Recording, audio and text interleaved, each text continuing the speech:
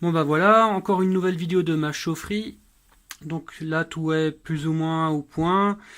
Là au niveau de mes prochains travaux, je vais changer le compresseur de la pompe à chaleur Capter. Donc elle a à peu près 15 ans et le roulement il est foutu. Donc j'en avais déjà parlé à une vidéo précédente. Et là j'ai trouvé exactement le même compresseur en pièces de rechange pour une petite bouchée de pain. Alors ce que je pense faire, vu l'âge de la machine, j'ai pas trop la place et que bon la carrosserie elle me gêne plus qu'autre. Moi je pense couper la carrosserie en bas et en haut et la retirer et de manière à avoir facilement accès au compresseur. Donc voilà le compresseur qui est à changer. Toute la difficulté elle consiste à souder le cuivre en brasure forte tout en ayant une circulation d'un gaz inerte dans la tuyauterie pour empêcher des phénomènes d'oxydation du cuivre dans le circuit. Donc par exemple là, le compresseur dans l'état comme il est, avec le fluide frigorigène dans les canalisations, je ne peux pas chauffer pour dessouder le cuivre parce que je vais polluer l'intérieur du circuit frigorifique parce que le gaz frigo va réagir avec la température et va donc oxyder le cuivre. Pareil aussi, il y a de l'huile dans les tuyaux, donc cette huile elle va brûler et elle va aussi polluer mon circuit. L'autre chose aussi à faire quand on intervient sur un circuit frigorifique, c'est changer la bouteille filtrante et déshydratante, qui est ici, là, qui est en bleu. Donc c'est assez inaccessible, mais bon, j'ai déjà connu pire. Donc là, je vais procéder pareil, je coupe, je nettoie le tube, et après je change la bouteille. Donc c'est une bouteille Sporlan. C'est compatible avec un peu tous les fluides. C'est facultatif, mais quand même vivement recommandé. Ça c'est mon compresseur de rechange. Donc c'est exactement le même, c'est exactement la même référence, c'était vraiment une chance inouïe de tomber dessus. Il provient d'une pompe à chaleur où le condensateur était défectueux. Je vais couper ici au coupe-tube. Et après je vais chauffer cette partie-là et je vais sortir la partie mâle qui est dedans. Donc là il n'y aura pas de problème de phénomène d'oxydation puisqu'en fait le piquage il est en acier, le corps du compresseur il est en acier, donc le fait de chauffer à température de brasure, ça va pas te créer de phénomène d'oxydation sur l'acier, mais sur le cuivre, oui. Mais c'est la partie cuivre, elle, je vais la sortir, donc il n'y aura pas ce problème. Alors, quand j'ai démonté ce compresseur aussi, je l'ai fait, mais je savais que j'allais pas le monter tout de suite sur l'autre pompe à chaleur, donc ce que j'ai fait, j'ai replié les tubes et je les ai soudés à l'étain. Donc je les ai soudés à l'étain pour éviter de chauffer trop fort le cuivre et d'oxyder l'intérieur du circuit frigorifique. Bon, je l'ai aussi fait en faisant passer de l'azote dedans pour éviter que la fumée ne rentre dedans. Donc quand le dernier fût d'étain devait être mis en place, j'ai arrêté de remplir le circuit frigo avec de l'azote. Et puis j'ai mis la dernière goutte d'étain quand le dernier millibar de gaz est sorti. Donc là c'est fermé, c'est soudé, là c'est fermé, c'est soudé, là c'est pareil. Donc là il est parfaitement étanche, fermé, et il peut être conservé longtemps comme ça. Donc là on tire au vide une bouteille dans laquelle on va stocker le R22. C'est une bouteille de gaz normale, vu que j'ai que ça. Et en contenance et en résistance à la pression, on est largement bon. Donc là on est à 2,2 millibars. Je pense pas qu'on va aller beaucoup plus loin, donc le vide est très largement suffisant.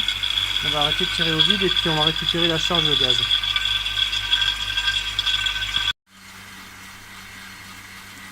Donc là j'ai supprimé la tôle à l'avant de la machine pour avoir de la place pour travailler. Les flexibles sont raccordés et je suis en train de tirer les flexibles, la station de récup au vide. Voilà, donc là le fluide migre tout seul depuis la pompe à chaleur vers la bouteille, étant donné que celui qui est dans la pompe à chaleur est plus chaud que la bouteille, vu que je l'ai allumé avant.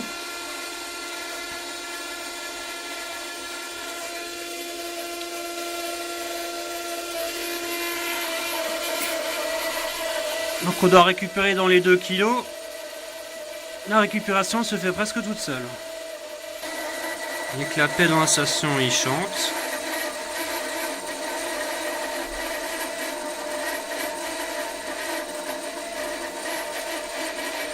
C'est vraiment une méthode pour récupérer rapidement le fluide, le chauffer avec la machine, dans la mesure du possible si elle fonctionne encore. Après ça se transvase beaucoup plus vite. Bon voilà le nouveau compresseur. Donc il est monté avec une vanne d'inversion de cycle que je vais démonter. Donc moi je pense procéder comme ça. Sur la pompe à chaleur, je vais couper les tubes existants. Comme après j'ai du mou et je vais pouvoir les re-rentrer dans l'orifice du compresseur.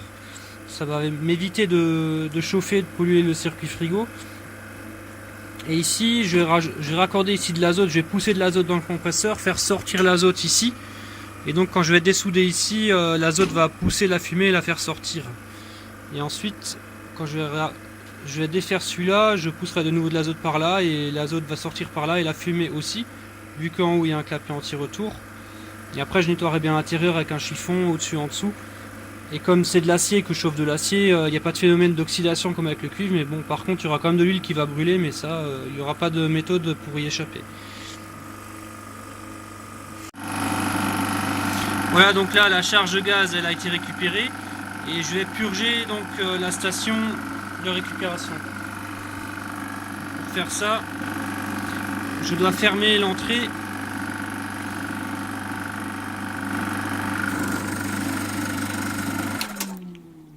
Voilà, donc là l'entrée elle est fermée. Je passe en mode purge. Et donc la quantité de gaz qu'il y a dans l'échangeur va être ramenée à l'entrée de la station. L'entrée elle est fermée et je vais donc à peu près après renvoyer une centaine de grammes de gaz dans la bouteille à l'état vapeur. Donc la vapeur va chasser le liquide qui est dans le flexible jaune. Voilà, c'est parti. Ça va assez vite.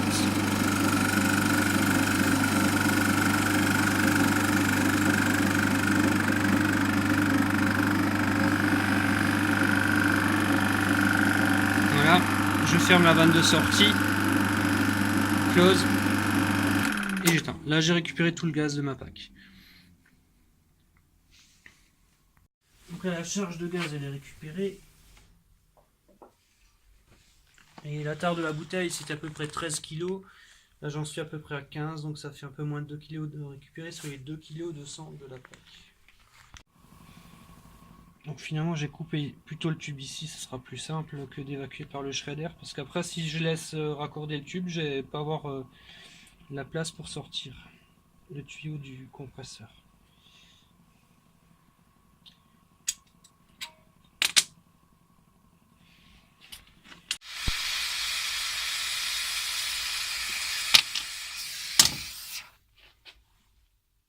Bon, bah, ça n'a même pas trop chauffé dedans, je pense.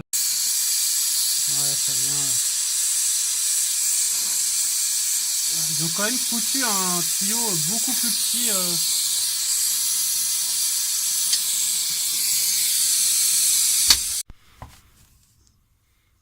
Voilà, donc là j'envoie de l'azote ici. Donc finalement je pense que au lieu de couper, le mieux c'est peut-être quand même de débraser. Ça évite de refaire la préparation du tube, de poncer tout ça et encore de foutre des copeaux de merde dedans. Et vu que le flux d'azote va passer dedans, on va quand même éviter de tout cramer dedans. Donc après comme ça je remets juste le compresseur, il n'y a pas de problème de longueur de tuyau. Bon, bien que il y a du mou dans les tuyaux, j'aurais pu les ramener d'1 centimètre.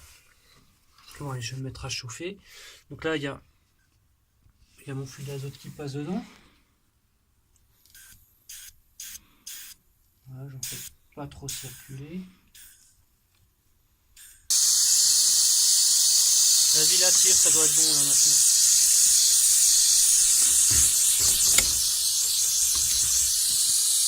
Sinon tu poses la caméra, hein. Ça devrait aller.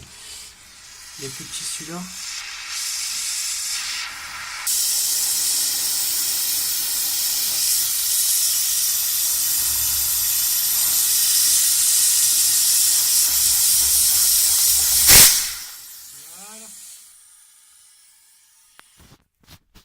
Donc là j'ai décablé le compresseur que je viens de démonter de la PAC, et puis les cosses elles sont vraiment bien cramées.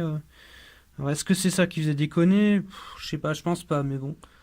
En tout cas, voilà, c'est clair que électriquement c'est pas top. Donc là le compresseur est démonté, ça c'est la partie BP dans laquelle j'envoie l'azote, donc le tube est relativement propre à l'intérieur, tandis que la HP où l'azote ne circulait pas, puisque c'était donc pas possible, puisqu'il y a un clapet anti-retour dans le compresseur, bah, c'est quand même un petit peu noir dedans. Bon, c'est pas terrible, mais bon après, comme la HP va aller dans la bouteille filtrante avant d'aller dans l'aspiration, donc normalement ça va pas être trop dramatique. Bon, j'ai quand même nettoyé avec un coton-tige au mieux l'intérieur du tube. Donc là, je pense que je vais changer quand même la bouteille filtrante maintenant. Je vais envoyer de l'azote dans la HP, donc la HP l'azote va aller dans l'échangeur et après elle va aller dans la bouteille et sortir au niveau de la BP. Donc je vais pouvoir dessouder la bouteille sous azote. Donc là, moi, ce que je pense faire pour la bouteille, c'est pas accessible. Moi, je pense que je vais chauffer, dessouder le dessus. Et comme j'envoie l'argon par la HP, elle va aller là. Donc, ça va me protéger cette soudure. Et ensuite, tout l'ensemble là, qui fait ça, je vais le tirer, je vais le monter. Et je vais un petit peu plier le tuyau ici. Enfin, un peu sur toute cette longueur. Et après, remonter de manière à ce que le raccord là où je vais dessouder, il va être là.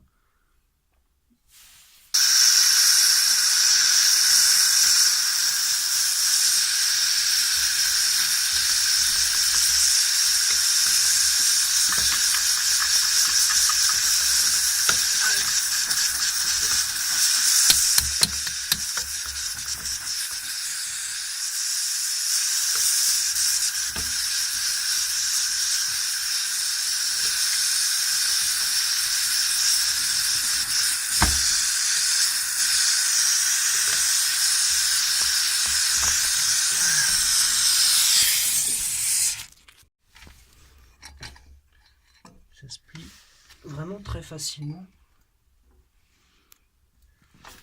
De toute façon, c'est surtout ici que ça, comme c'est un point faible. Je pense que je vais pas aller plus loin, je vais juste le caler comme ça.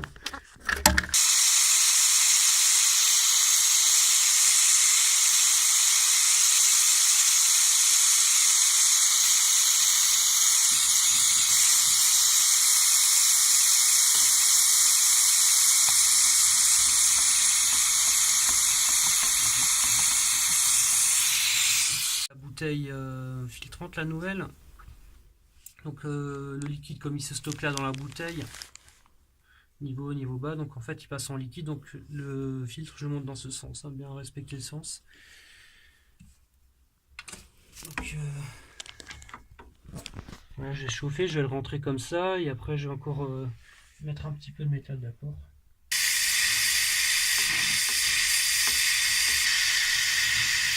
Voilà, c'est soudé. Je vais quand même attendre que ça refroidisse parce que si là je le bouge, ben, la soudure va avoir une fissure et elle va pas être étanche. Ah, c'est chaud.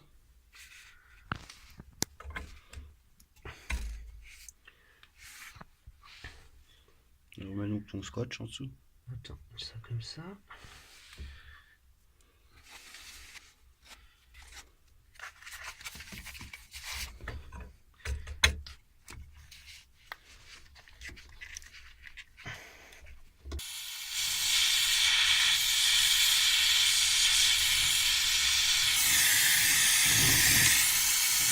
Voilà.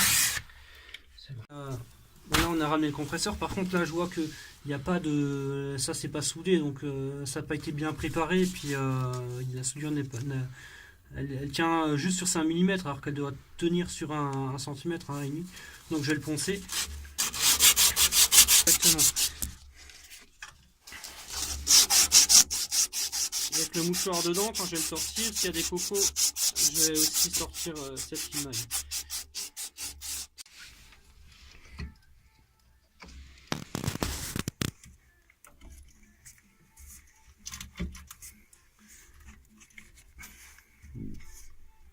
Voilà. Tu peux encore pousser en haut. Ouais, mais ça rentre pas parce qu'il y a de la soudure figée dedans. Mmh. Là, c'est au niveau azote. Maintenant, j'envoie dans la BP. Je soude la BP en premier. Comme il y a un clapet et ça ressort par là, par le dessus du compresseur. Et je vais faire les deux soudures dans la foulée, je pense.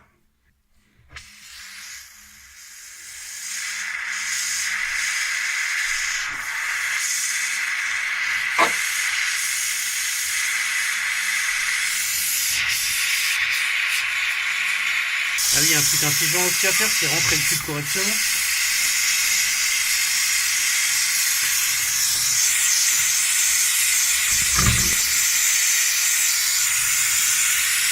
Voilà.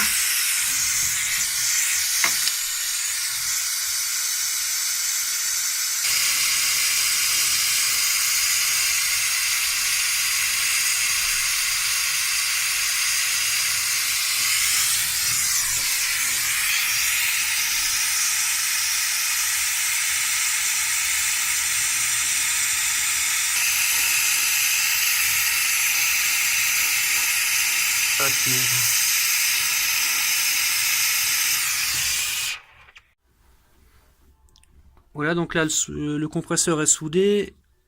J'ai mis dessus du détecteur de fuite, donc il n'y a pas de fuite. Donc le circuit est sous pression azote. Et maintenant, ben, on va pouvoir tirer au vide. Et ensuite faire la charge. Donc maintenant j'ai rebranché le mano. J'ai sorti l'azote qui était dans le circuit frigo. Et ça fait à peu près 1 heure que ça tire au vide. Je suis à 1,13 millibars, donc on peut considérer que l'installation est correctement tirée au vide. La recherche de fuite elle a été faite. Et entre parenthèses, j'avais aussi nettoyé le tuyau haute pression. Donc voilà, il y avait ça légèrement noir, donc ça j'ai enlevé, ça m'évitera de salir mon huile.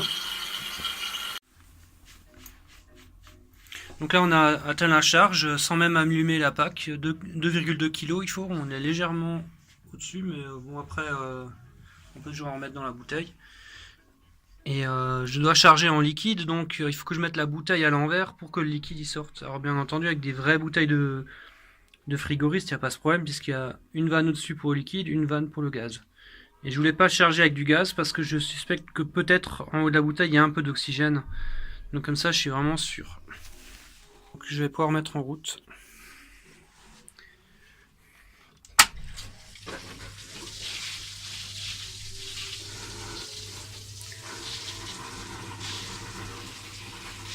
Dès que le débit il est bon, voilà. Elle est allumée.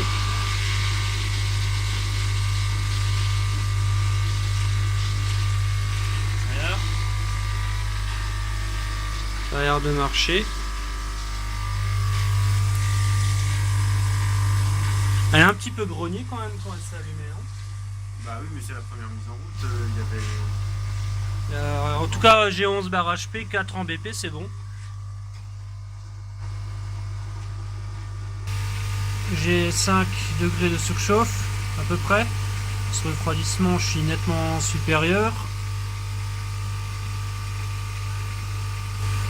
La pression température BP 3,8 degrés, 4,62 bars.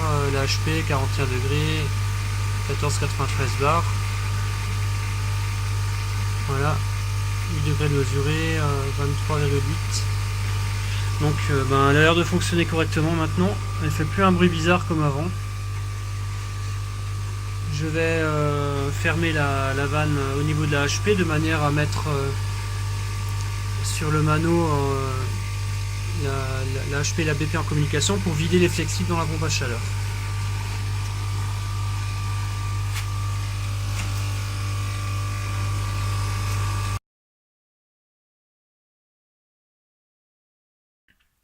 Alors en conclusion, moi je pourrais dire que l'intervention s'est très bien passée, j'ai eu aucune surprise, j'avais bien mesuré tous les diamètres de tuyaux avant de commander, avant de démonter ou de faire quoi que ce soit pour être sûr que ça fonctionne bien. Donc j'ai rencontré aucune difficulté particulière. La surchauffe, elle est entre 5 et 7 selon les températures de fonctionnement. Et le COP, quant à lui, il est de 3,6 en tenant compte de la pompe de puits et des pompes de circulation. Si j'aurais pas tenu compte de ces pompes-là, le COP il serait de 4,5, quelque chose comme ça. Donc en conclusion, tout s'était bien passé. Et puis maintenant, je vais pouvoir passer à la suite.